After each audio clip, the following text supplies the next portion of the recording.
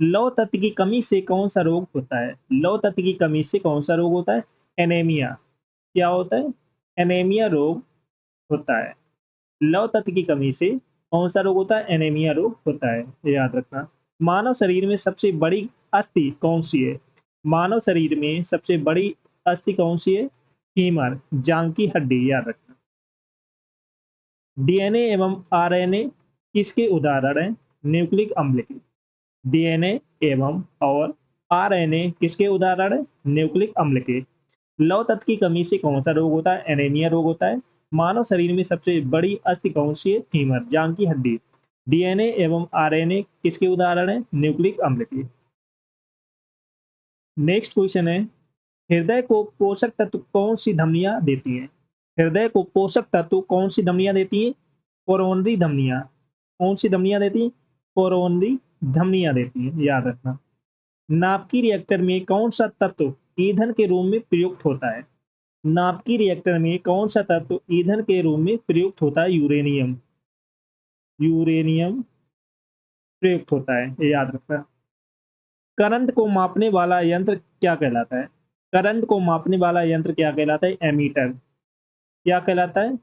Ammeter कहलाता है, याद रखना। हृदय को पोषक तत्व कौन सी धमनियां देती हैं? कोरोनरी धमनियां। नाभिकीय रिएक्टर में कौन सा तत्व ईंधन के रूप में प्रयुक्त होता है? यूरेनियम। करंट को मापने वाला यंत्र क्या कहलाता है? एमीटर कहलाता है, ये याद रखना। प्रकाश को तंतुओं में ले जाने की तकनीक क्या कहलाती है? प्रकाश को तंतुओं में ले जाने की तकनीक को क्या कहलाती है? ऑप्टिकल फाइबर कहलाती है। क्या कहलाती है? Optical fibre. सबसे बड़ी आंख किस प्राणी की होती है? सबसे बड़ी आंख किस प्राणी की होती है? स्क्विड। स्क्विड की होती है, याद रखना। कैंसर की पहचान के लिए कौन सी तकनीक उपयोगी है?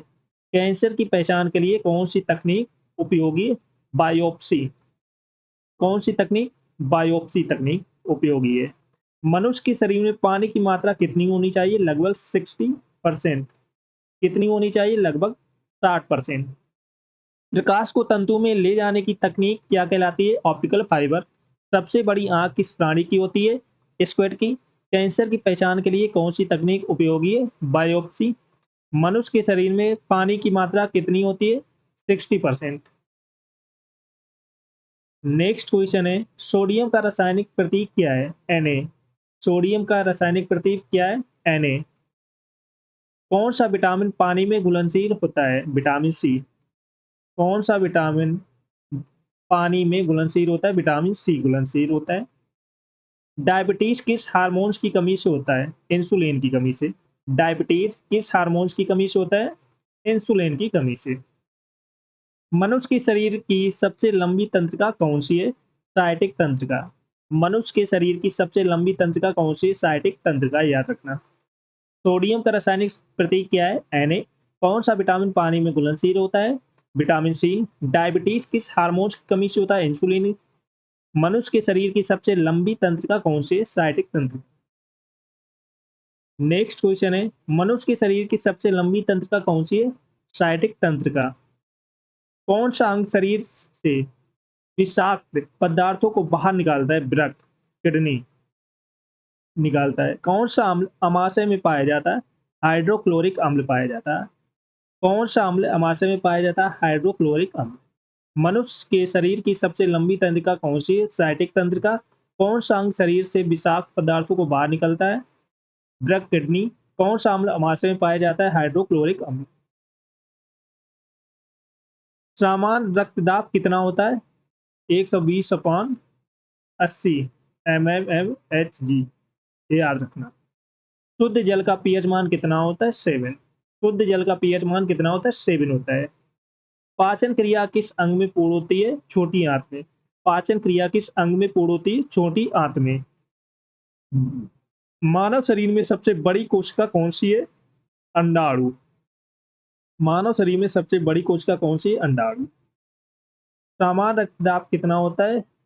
120/80। शुद्ध जल का पीएच मान कितना होता है? 7 होता है। पाचन क्रिया किस अंग में होती है? छोटी आंत में होती है। सॉरी सॉरी, छोटी आंत में होती है। मानव शरीर में सबसे बड़ी कोशिका कौन सी है? अंडाणु। चलो सब लोग क्लास को जल्द से लाइक शेयर कर दो, शेयर कर दो सब लोग। जो फर्स्ट टाइम वॉच करें चैनल को सब्सक्राइब कर लेना, जिससे कि आने वाली क्लास का नोटिफिकेशन आपके पास फटाफट पहुंच जाए। सभी को शेयर करो जल्द से जल्द। चलो नेक्स्ट क्वेश्चन है, सबसे छोटी कोशिका कौन सी होती है? शुक्राणु, स्पर्म। सबसे छोटी कोशिका कौन सी होती है? शुक्राणु। रक्त समूह में कितने प्रकार के होते हैं? रक्त समूह कितने प्रकार के होते हैं? 4, ए बी ओ। कौन सी गैस जलने में सहायक होती है? ऑक्सीजन। कौन सी गैस जलने में सहायक होती है? ऑक्सीजन गैस जलने में सहायक होती है। वायुमंडल की सबसे निचली परत कौन सी है? क्षोभ मंडल। वायुमंडल की सबसे निचली परत कौन सी होती है? क्षोभ मंडल, याद रखना। सबसे छोटी कोशिका कौन सी होती है? शुक्राणु। रक्त समूह कितने प्रकार के होते हैं? 4 प्रकार के होते हैं। कौन सी गैस जलने में सहायक होती है? ऑक्सीजन। वायुमंडल की सबसे निचली परत कौन सी है? क्षोभ मंडल। वायुमंडल की सबसे निचली परत कौन सी होती है? क्षोभ मंडल। प्रकाश का परिवर्तन किस नियम पर आधारित है? परावर्तन के नियम पर। प्रकाश का परिवर्तन किस नियम पर आधारित है? परावर्तन के नियम पर। जल में तैरने के लिए कौन सा बल कार्य करता है? अपवर्जन बल। जल में तैरने के लिए कौन सा बल कार्य करता है? अपवर्जन बल। बल का एसआई मात्रक न्यूटन। बल का एसआई मात्रक न्यूटन होता है, याद रखना। विद्युत धारा मापने का यंत्र कौन सा है? एमीटर। विद्युत धारा मापने का यंत्र है एमीटर। किस प्रक्रिया से पौधे भोजन बनाते हैं? प्रकाश संश्लेषण की क्रिया से। किस क्रिया से पौधे भोजन बनाते हैं? प्रकाश संश्लेषण की। पादपों में जल परिवहन किसके द्वारा होता है? जाइलम के कारण। पादपों में जल परिवहन किसके द्वारा होता है? जाइलम के कारण। ऊर्जा का एसआई मात्रक क्या है? जूल। ऊर्जा का एसआई मात्रक है जूल, याद रखना। नेक्स्ट क्वेश्चन है, जूल के पहले नियम को क्या कहा जाता है? जड़त्व का नियम कहा जाता है। सॉरी, न्यूटन के पहले नियम को क्या कहा जाता है? जड़त्व का नियम। ध्वनि की गति वायु में कितनी होती है? 343 मीटर प्रति सेकेंड, याद रखना। ध्वनि की गति वायु में कितनी होती है? 343 मीटर प्रति सेकेंड। सूर्य किस गैस से बना होता है? हाइड्रोजन और हीलियम से। सूर्य किस गैस से बना होता है? हाइड्रोजन और हीलियम से, याद रखना। उबलते पानी का तापमान क्या होता है? 100 डिग्री सेल्सियस। 100 डिग्री सेल्सियस होता है, याद रखना। न्यूटन के पहले नियम को क्या कहा जाता है? जड़त्व का नियम कहा जाता है। ध्वनि की गति वायु में कितनी होती है? 343 मीटर प्रति सेकेंड। सूर्य किस गैस से बना होता है? हाइड्रोजन और हीलियम से। उबलते पानी का तापमान क्या होता है? 100 डिग्री सेल्सियस। उबलते पानी का तापमान कितना होता है? 100 डिग्री सेल्सियस होता है। पेन का आविष्कार किसने किया है? पेट्रोनस लेड ने किया है। पेन का आविष्कार किसने किया है? Petronas lead. हीमोग्लोबिन में कौन सा धातु होता है? लोहा होता है, याद रखना। हीमोग्लोबिन में कौन सा धातु होता है? लोहा होता है, लोहा, आयरन। खून को शुद्ध करने वाला अंग कौन सा है? खून को शुद्ध करने वाला अंग कौन सा है? वृक्क, किडनी है, याद रखना। डीएनए के कार्य क्या है? आनुवंशिक जानकारी को संग्रहित करना। नाभ की ऊर्जा किस पर आधारित होती है? नाभ की संलयन और विखंडन पर, याद रखना। नाभ की ऊर्जा किस पर आधारित होती है? नाभ की संलयन और विखंडन पर। तारे किस कारण से चमकते हैं? अपने ही प्रकाश के कारण। तारे किस कारण से चमकते हैं? अपने ही प्रकाश के कारण से।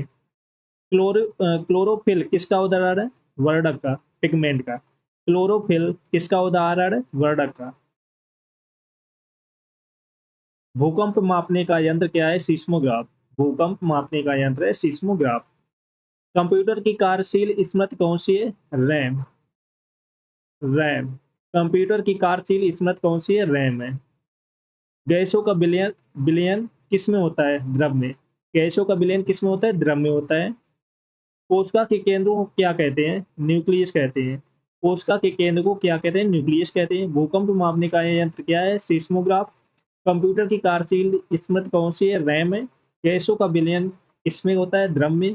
कोशिका के केंद्र को क्या कहते हैं? न्यूक्लियस कहते हैं, याद रखना। कोशिका के केंद्र को क्या कहते हैं? न्यूक्लियस कहते हैं। कौन सा तत्व कीटाणुनाशक के रूप में काम करता है? क्लोरीन। क्लोरीन। कौन सा तत्व कीटाणुनाशक के रूप में काम करता है? क्लोरीन।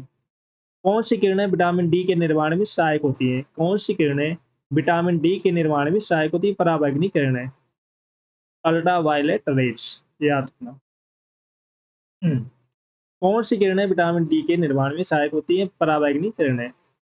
दूध किस प्रकार का घोल है? कोलाइड। दूध किस प्रकार का घोल है? कोलाइड। कौन सी ग्रंथि इंसुलिन स्रावित करती है? अग्न्याशय को। कौन सी ग्रंथि इंसुलिन स्रावित करती है? अग्न्याशय को। चलो सभी लोग क्लास को जल्द से लाइक शेयर कर दो सभी लोग। जो फर्स्ट टाइम बात करें चैनल को सब्सक्राइब कर लेना, जिससे कि आने वाली क्लास का नोट भी आपके पास फटाफट पहुंच जाए। सभी को शेयर कर दो। तो जिसने पिछली क्लास है ना देखी हो जाकर देख लेना, एक क्लास आपको मिस नहीं करना है। Got it? सभी को शेयर कर दो।